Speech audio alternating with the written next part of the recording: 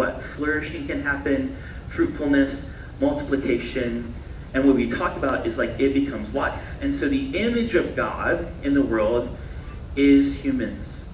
And in their humanity, they're male and female, and it looks different. We talked about the Hebrew words, about the male having to do with the ability to recall something from your mind. The word zakar, so powerful. It's this idea of like piercing into your brain and pulling something and bringing it to the forefront and being a reminder. And then for the female, for her name, before, not the helper word, we'll mention that real quick, but her word has to do with a created being that was created with hollows so that she could carry things within her, which is so powerful to see that specific depiction of God creating humanity where he's bringing things to mind and she has the ability to hold and carry. And when we have that together, we get the whole picture of the gospel. Because when we don't have that, we forget. But he forgets and she has nothing to hold. And so then we're not there, we'll talk about it in a few weeks, but what happens when he doesn't remember is what happens in chapter 3 of Genesis. And when she doesn't have something to hold on to, then she grabs a hold of something herself. It's powerful, right? You guys understand what I'm saying? Okay, because this is about that. It's all really connected. It's all overlapping. We talked a little bit about the word Azer and how here in this community we do not believe that female are less than males, that they are literally, a human was divided in half. The word helper or the word rib all has to do with a whole side. So it says Adam was one, he split him into two, and then he became Adam and Eve. And so we talked about one of the most important things for us to bring into this conversation tonight is we talked about the word Adam being connected to the word Dom. You can hear it in Adam, Dom. The word Dom is for the word blood or life. And so Adam, as the image of God, is a container of life. And as he's a container of life, that if something were to happen to him that pierces his container, the life what? Flows out of him. And then when the life flows out of him and there's not something to catch the life that comes out of him, it's death. Does that make sense? And so the funny thing is, it is the ancient Near Eastern world, is that the word for image or this container is the same word for idol throughout the Old Testament. It's the word tselem. And so if you were to go into any ancient Near Eastern place of worship, they would have an image in the temple, and that image would be the divine container of whatever deity they were worshiping. Except in Israel's case. Their temple has no image in their place of worship because humanity was made to be the walking imagers. Are we good? I know this is a recap and I'm kind of moving fast. We're going to post last week's online hesitantly. It's a little intense, but hopefully you can jump in on it. But the beautiful thing about this picture is that the desire in our lives every day is that we would have reunion. That in all of our separateness, male, female, even in our separateness, whether it be genitally or socially, we feel that apartness. And the goal is to come back into connection, back into relationship with people in a healthy way.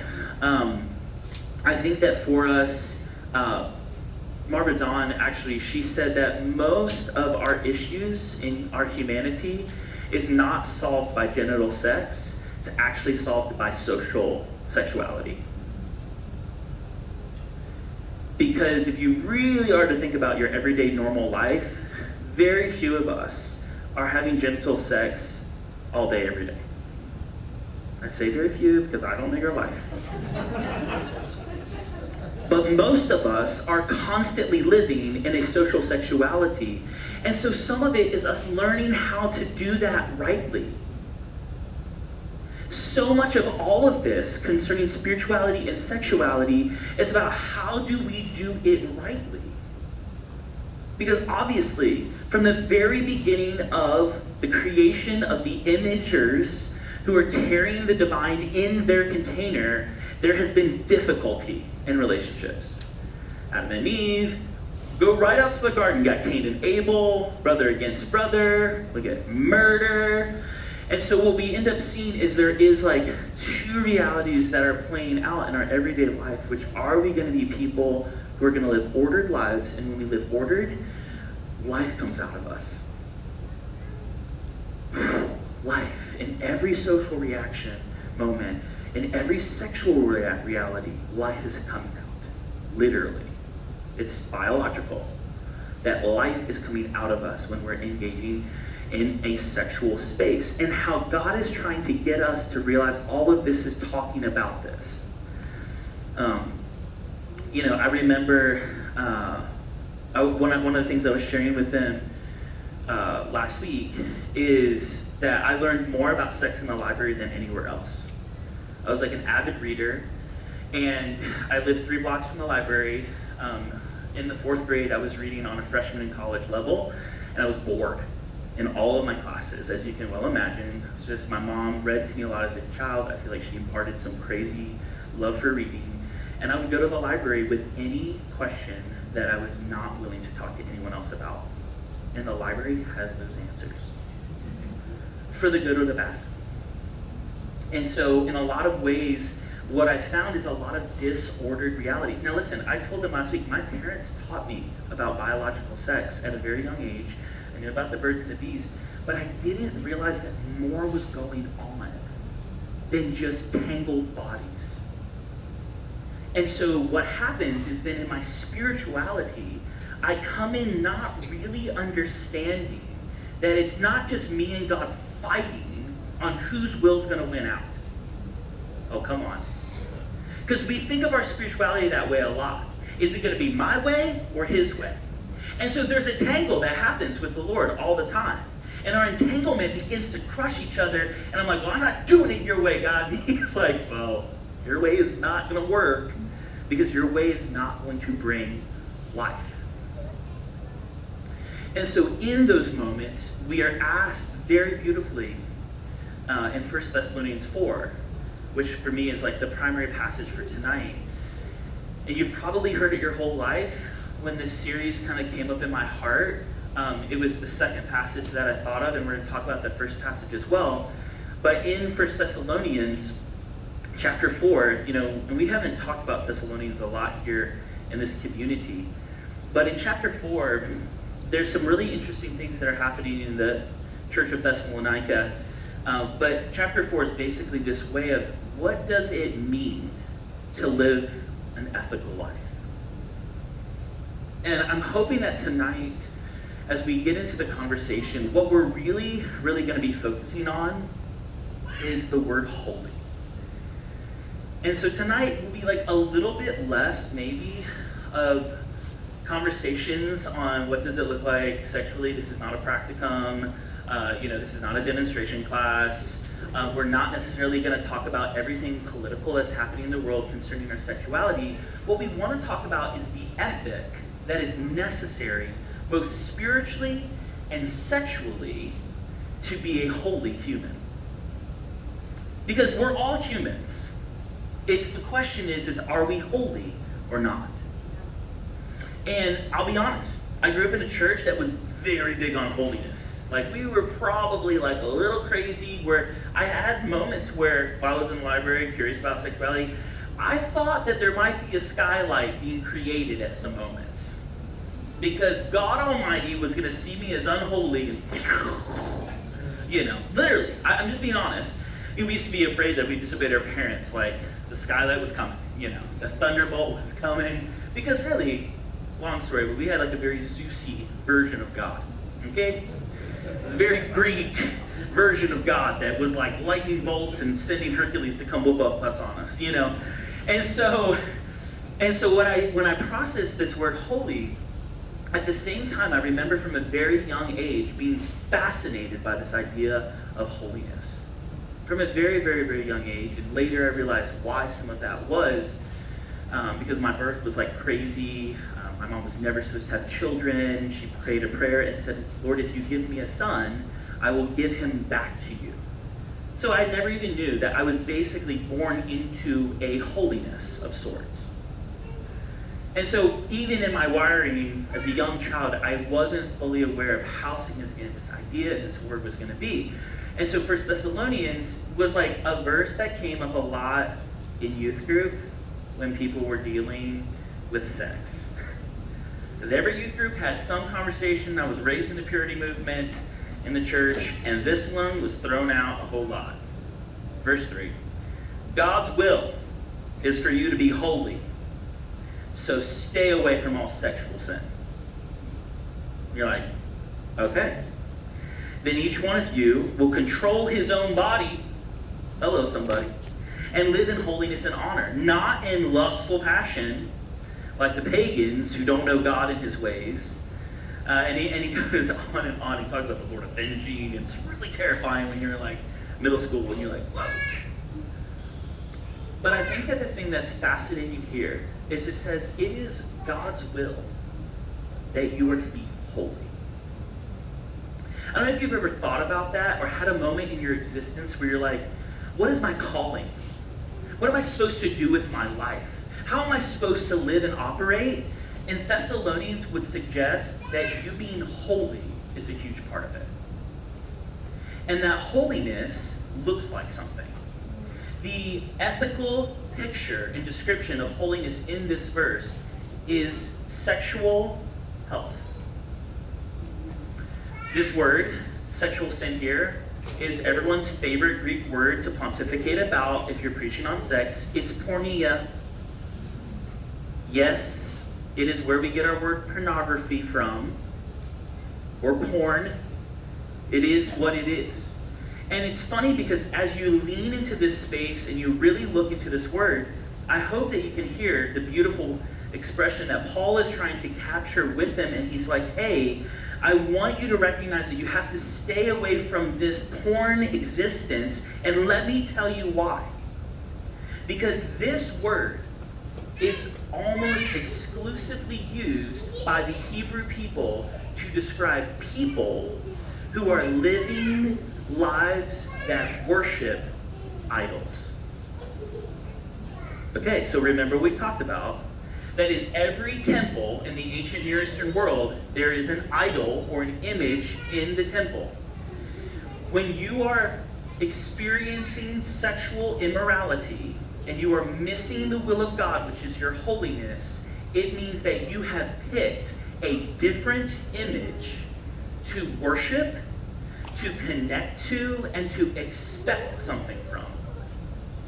It's funny because if you trace this word porn all the way back, as far as I could go, I tried as far as I could go back, it has the idea, and this blew my mind, this really did blow my mind, that it has to do with selling someone into slavery or forcing them to give up their will for the sake of another. So God's will is that you would be holy, not that you would have your will gifted to another idol. Oh, come on. This is better than you're reacting to. I'm getting excited about it because when I'm reading this, I've never heard people talk about it in this way. That all of a sudden, the images of my life, whether it would be actual genital pornography, or it could be greed porn, or it could be every other gluttony porn, it could be any other kind of idol that you've put in your life that is telling you to sell your will of not being holy, and you are now come into a different reality, and you've become like a different image. You're denying your very identity. You're denying the container that you are, that God made, in your maleness and your femaleness, because you've lost sight of the image. And that's why all of this is about ethics. Because ethics is not just mere moral platitudes. Ethics is not just about me doing right or wrong. If that's the case, go back to the garden and you missed it. Because they eat from the tree of good and evil. They're trying to figure out right and wrong, but the goal was that they were supposed to eat what? Life. And so when I come into this place sexually, spiritually, as one thing, I realize it's about life, not about me eating something that's good or not good to me, or evil or not evil. Because if I do that, I have just found another image. I've substituted my existence for something else, and I have become less human, animalistic, or too much like an angel. Because listen, every deity is not out here trying to get you to whore all over the place. There's a lot of images that would tell you that you should not engage your sexual life. Just be in the spirit. Just get caught up in the heavenlies and not live in your body. By the way, these are two forms of heresy that have been condemned in the church for over 2,000 years-ish. Because we cannot be angelic, that we pretend like our sex isn't real. It is. The desire doesn't go away just because I pretend like I'm an angel, but the desire is not also to be unfurled like an animal, thinking that I can hump anything that moves. There is a holy way, an ordered way to live as a human. And that is the will of God for your life. And it's not hard, because you were made to do it from the beginning. You were made to be this container that holds all that desire inside of you to be rightly ordered. When you're in right relationship with God and people, it's easy, friends. Wesley says it's a happy holiness. It's a happy holiness. I grew up with a holiness that was horrible. You couldn't watch anything on TV. You couldn't hang out with anybody who wasn't like in your church. I mean, it was horrible. And it was based on you being right about everything and everyone else being wrong. It had nothing to do with reunion. It had nothing to do with being reconnected. It had nothing to do with the gospel. Because the gospel is not just moral, it is ethical. And ethics, this is like the biggest thing that I feel like the Lord is like really highlighting to me in this season. This ethics looks like something. And I would say, as a believer, it looks like someone. Your holiness has to look like Him. If you have any other version, then you have become a slave to another image. Even if it's all good and churchy, you're slave to another image. What does He look like? A man who gives all of his life so that you, who do not have life, can live.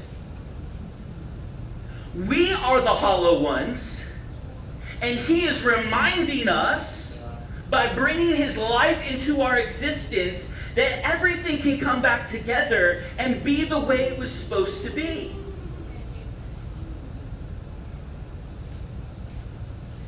So this holy way is not about right or wrong, it's about life or death. Yes. It's about life or death. Because that is the payment when we do not live holy, is death. We don't have time to talk about Jesus and how His holiness is gifted to us. That's in the scriptures a lot. That I don't have to earn my holiness. He gifts it to me. But I do then have to become in alignment to His holy way. And I'm hoping that we can talk a wee bit about that. I want to come back real quick to this holy word in 1 Thessalonians 4. I really thought it was going to be in Genesis tonight, but clearly the Lord has another plan. So often when we define holy, we run to words like, somebody raise their hand. What's a word that comes up with holy when you hear it in church? So classic. Holy. Set apart. Oh, so good. Set apart. What's another one? Saint. What? Saint. Saints. Yes. It's beautiful. Saint. Perfect. What else? Any other weird things that you guys have? Purity. Oh, purity. Oh, Jeffrey, thank you for that. White robes? Oh, come on. You might as well throw a halo on me and call me an angel. I'm serious, though. Do you understand? All of this goes, I'm like way up in the heaven spaces. But I'm not human anymore with this version of holiness. If you trace this word back, all the way back, Greek, you get this word hagios, or ends in ah, which you've heard, like, well, maybe you heard. Sophia Hagia, right? That's an easy one that everyone kind of knows. It's holy, you know. If you go back, though, because like I said, this ends up being like this Hebraic understanding of this holiness thing, that the word that hagios comes from is a weird word. It's like Hebrew, it's chag, which got a little phlegm in it, chag. But it's really interesting because a lot of times the word that comes next to it is festival or pilgrimage or circle dance. And the idea around a festival, a pilgrimage, a circle dance is that you would live your life around something else that's not you. Meaning that my life is to live around something that I'm worshiping, revering, or focusing on as the center of my existence. So the festival that I'm having, the feast that I'm having, it's all around Him. The pilgrimage that I'm taking is that I might become closer and closer to Him. The circle dance that I'm dancing, it's funny.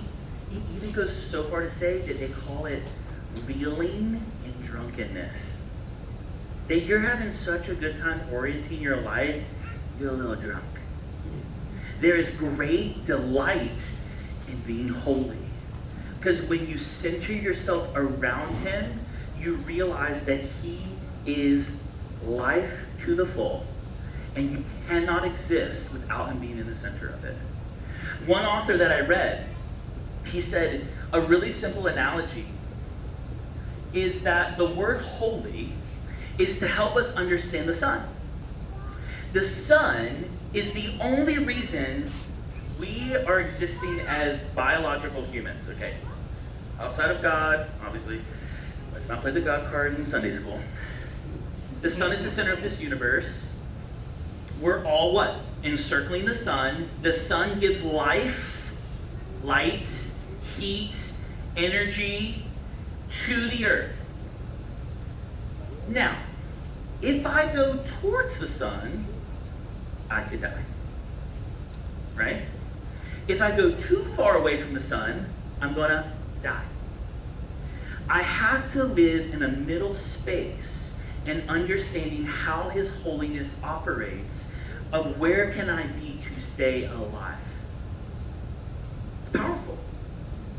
And so what happens in this is that the idea of holy becomes the idea of life, of teaming, of creativity, that there is all of this power like bubbling up in God and emanating from Him and shining from Him so that everyone acknowledges that thing is not just a thing, it's everything. I mean, literally, there's tons of worship of the sun as their image. It makes a whole lot of sense because they get it. They recognize that without it, there's no fruitfulness, there's no crops, there's no night and day. I mean, they get it. We don't get this because we don't live our lives actually centered around God, mostly because we have a different image in mind. And so this holy invitation for us is to say, like, hey, listen, can you reorder your life? Could you decenter your life away from yourself and recenter it around him. Now, I want to show you this because I think you're going to love this if you've not known anything or ever been in church ever. So I talked about this sun thing and all this heat and emanations and everything. And so if we were just to draw like a little square right here, and we were to just pick that sun and put it in a little tiny box, right? And then we said, oh, there's another box, that's like, this is where it's really, really hot. And this is where it's a little less hot, but still hot. And then there's this space out here that you can kind of just chill and enjoy. This is the tabernacle, by the way. Oh, come on. You like that, right? This is the Holy of Holies. Because it's like, not just holy, it's like holy, holy. It's like extra holy. Then you got holy place. And then you got like the outer courts. But if you don't forget, where does Israel live?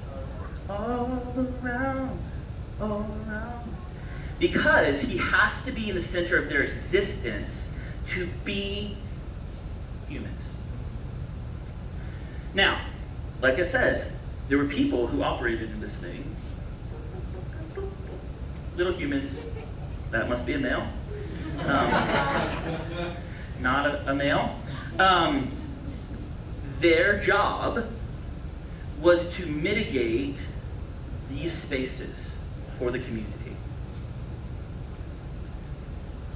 Powerful, crazy. This is also the temple picture as well. But can I tell you a little secret? This is also Genesis. That in Genesis, there is the tree of life, which is, according to it, in the center of a garden. Come on, right? There's a garden, and it's in a place called Eden. But remember, there's no image in here because the imagers are moving everywhere else. That's their role and function. And the same language that's used in the temple and the tabernacle to talk about the priests are the same words that come up in Genesis chapter 2 that says, and God put humans in the garden to tend and to keep. Those two words are the same two words that priests operated. The priests also, their whole life was to be holy. Everything they did was holy. There was nothing in their life that was not holy because this was about their ability to move between the holiest spaces and the edges of the camp. They were the purveyors of health, healing, judgment. Well, I know we don't like to talk about this in church. There is a righteous judgment. There is a holy judgment that happens when somebody is living as the true image bearers that they are. They are social dispute experts. They are counselors, doctors. The priests operate this crazy way because their whole life is to be holy. And what is their whole life bound up in? The first time holiness is ever mentioned in the scriptures, chapter 2 of Genesis. It says this. And on the seventh day, God had finished his work of creation. So he ceased from all his work. And God blessed the seventh day and declared it holy, because it was the day when he rested from all of his work of creation. This depiction of holiness is that we would come into the place where we recognize that all of our image bearing is that we would come on the scene and we would be able to bring the presence of God with us wherever we go, that we would bring rest, shalom, peace, ceaseless striving, because if it's all about me being a container of the divine reality, I don't have to work to be this. I don't have to do stuff. I just am stuff, and that happens. And here's the thing, and their goal is to ultimately pronounce blessing on things. What is a pronouncement of blessing but saying, hey, look, there's life right there. Hey, look, there's life right there. Hey, look, there's life right there. Can you see that the sexuality is the same? that my sex life, whether it's social or genital, is to come on the scene in such a way that I first don't think I have to do something to make the relationship happen. Oh, y'all don't like that. Because we think we have to work on our relationships. No, you have to be an image bearer. And when you are like him, somebody else will acknowledge that it looks like something. And when it looks like something, Jesus, obviously, church answer, I know. I'm trying not to get there yet because Pastor Michelle's going to talk about Jesus in a few weeks. That there is something that they recognize that life is flowing out of you, and therefore everyone can acknowledge, look, there's life happening between us. I'll tell you this. I remember this because I was like, Lord, give me such a good example of how this interplays. I have a very dear friend of mine. He used to be in church. He's not in church anymore. I think he knows. You know what I'm saying? He just knows all of this in his container. And we sat down one day, and we were talking.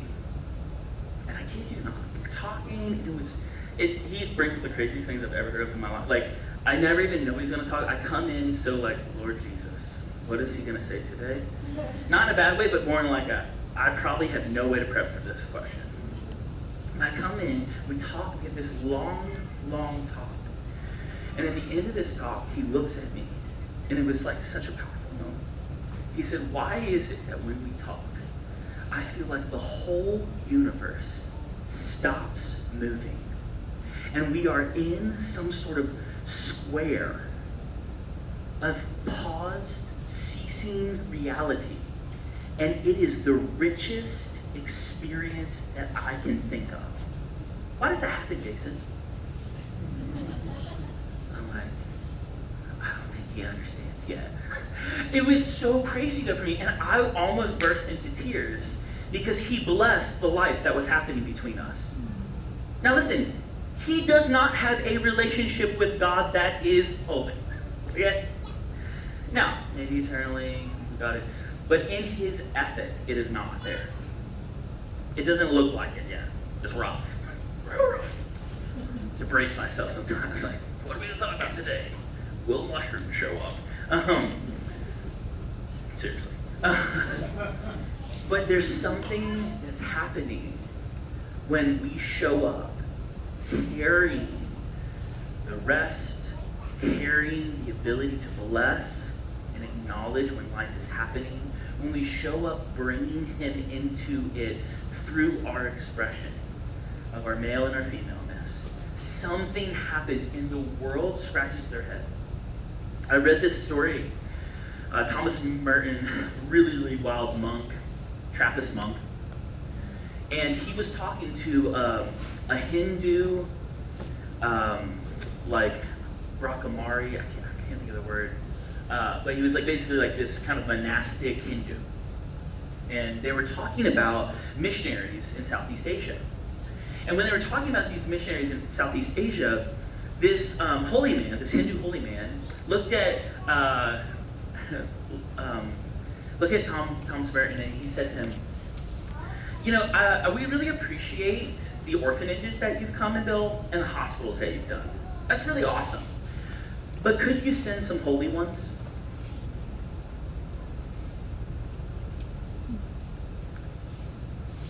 Could you send some holy? We're saving children, you know, and we're helping everybody not die of things like leprosy, you know? And their thought was that is not enough. But what is enough is when somebody shows up holy. Send me your saints. Send me your holy ones. We're looking for somebody to show us that a model of living that is different than what we have currently. And the whole world is asking us to do this, by the way. Everything in all of creation is begging for you to be male and be female and relate socially and show them how to live ordered genitally. Like, everybody wants that. If that wasn't the case, then every minister who falls sexually, the world would not abandon faith because of. They're expecting us to find some way to make it look like something that's not just about me, but it's centered around another that's not me.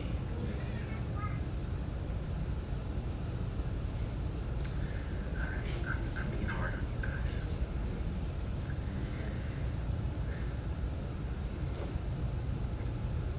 Part of all of this, I love this, by the way, John Wesley. I really love Wesley these days. John Wesley says holiness is the image of God. He goes so far to say that that is the differentiation from you operating just as an everyday, ordinary human, is that you begin to live with some sort of holiness that is in the world and not of the world at the same time. Because one of the things that we have to remember is that this is like two-dimensional. Make it three-dimensional. And all of a sudden, what you get is, in the scriptures, Eden is on top of a mountain, and heaven is overlapping with earth in this Eden place, and the pinnacle of that is the tree that's of life. That's three-dimensionality, where it's overlapping, and there's a moving of the two into one. Because that was always the goal. It was always the plan. And the only reason why this got cut off was because someone decided to center themselves around something else other than God, namely themselves. And they took things and they didn't remember things the way they were made to be things, and so then became unholy and became dead. Requiring what? The shedding of life so that they could actually still live, but not here, outside of here. And that's a bigger part of the story of how we're getting back to this in actualization and not just in the truth of spiritual reality. That each one of us is coming back into the place where we can come into living this divine overlap. And that is what the holy life looks like. The last thing that I want to bring to you guys tonight, just as a little expression of all of this, is that there's a word that exists. It's very, very, very like religious, churchy, and it's called sacramentality. And I want to talk about it because I think it's really important in the vein of holiness, in the vein of living in a different way. And really, I hope you hear that some of the not next week, we won't be next week because it's 4th of July. We know you're probably already having pool parties and stuff. We won't be next week. But the following week, we're going to be talking about how does this look ethically in the realm of marriage. Beautiful. Friggas, Nadia, and Tony are going to be sharing that week. The following week, we're going to talk about what does this ethic look via Jesus, unmarried. Ooh. Pastor Michelle's going to blow that up. Then next week, we're going to talk about what it looks like when you live so ethically that everybody wants your life. That week's going to be about freedom to love and not freedom to do whatever I want. Jason Wendell is going to be talking about that. And then the last week is Pastor David is going to unpack for us the biggest hindrance to living as a holy human. And it's one simple word, which is shame. And all of these things are ethical in their nature. And so this idea of sacramentality is imperative that we understand, because in the church, the traditional sacraments are things like communion, baptism. Some traditions have foot washing as a sacrament, marriage. Those are like the primary four. There's always people who have like other sacraments. But the idea of a sacrament is that a sacrament is something that takes invisible realities and makes them visible. Does that make sense? So here's the thing. We're used to just participating and taking sacraments. Or I'm going to get baptized. Or I'm going to foot wash. Or I'm going to take the communion. Or I'm going to have sex. is marriage, right? Sex, no after marriage, right? But what happens when I realize that I am a sacrament? That I am not trying to just practice the sacraments, that I am becoming the sacraments. Yeah. That's the goal. That my life then becomes sacramental. So therefore my sexual life becomes very life-giving, even in the sense of propagation of family. Or not, because Jesus didn't have a wife. I'll fight you if you think he did. No, not really. I'm a very peaceful person. I don't fight people, literally. Like vicious rhetoric, that's about as good as you can get in the fighting. But at the same time, there's this invitation to becoming these things and not just practicing these things. And when I do that, I become part of what God is doing in his eternal relationship, which has a lot to do with things like delight and cleaning and reuniting and reconciling and recentering and ordering and peace and health and fruitfulness and blessing.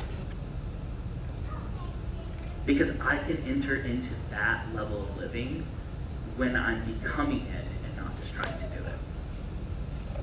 So we then become a sacrament, or to make it very charismatic, we become a sign and a wonder. And we stop trying to do signs and wonders, and we start being signs and wonders. Because Jesus never had to do a miracle thing in order for people to be drawn to his life. Oh, come on. You've got to think about the Gospels. Jesus walks in places, has not healed people, and they are still drawn to him. And you know what they say most of the time? Where did you get that authority?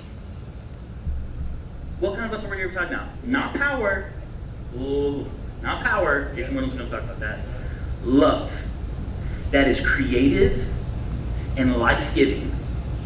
Socially, financially, sacramentally, theologically. That our goal is to come into the place where our holiness is manifested via love. And if it's not love, there is not life there. It could be another desire, it could be something decent, it could be something good, but there's no life without love. Because he created out of love. Let us create man in our image. That is not out of necessity.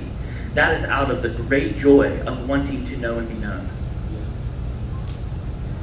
And so what happens when we enter into that place? So come in 2 weeks and hear about how this applies to marriage as the Fragas share their wisdom and their genius. And we're going to keep going through this thing. I encourage you to go back, listen to last week's. It's fun. Definitely made some funny statements that people giggled at. Because, we still aren't used to talking about sexuality in the church. But hopefully tonight, it kind of gives us, I wrote down in my notes, this is the end in mind.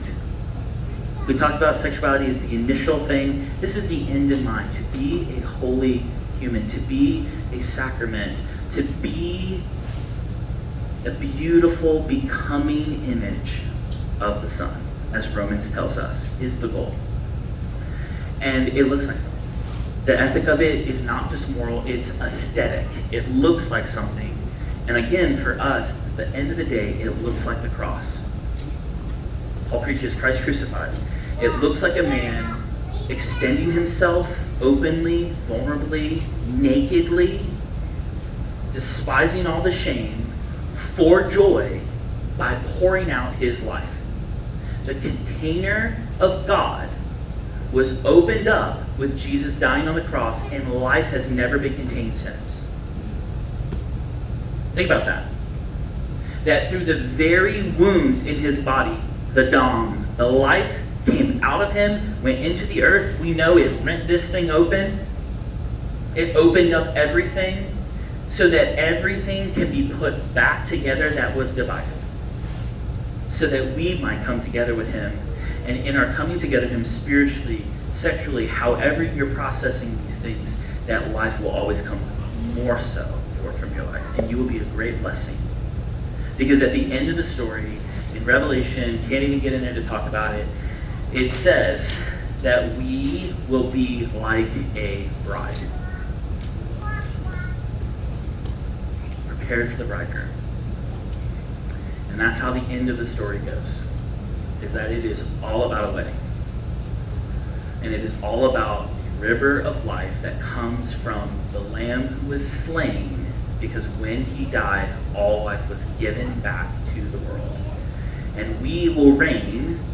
That word reign is the same word that's in Genesis chapter 1 and 2, in that priestly way, in that royal, kingly, priestly way, with him in the newness of the holy world he is inviting us into. It's not just then, it's now. And with that, I think we're done. We're good for the night.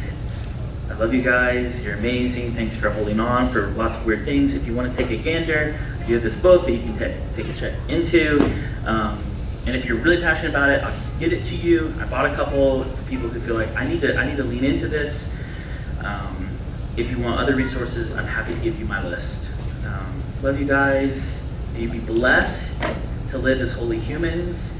May you be blessed to see life more than anything else. May you be blessed to be a sign and a wonder in the world, that everybody will wonder who you look like, because it's unlike anything they've probably ever seen. Amen. Have a great night.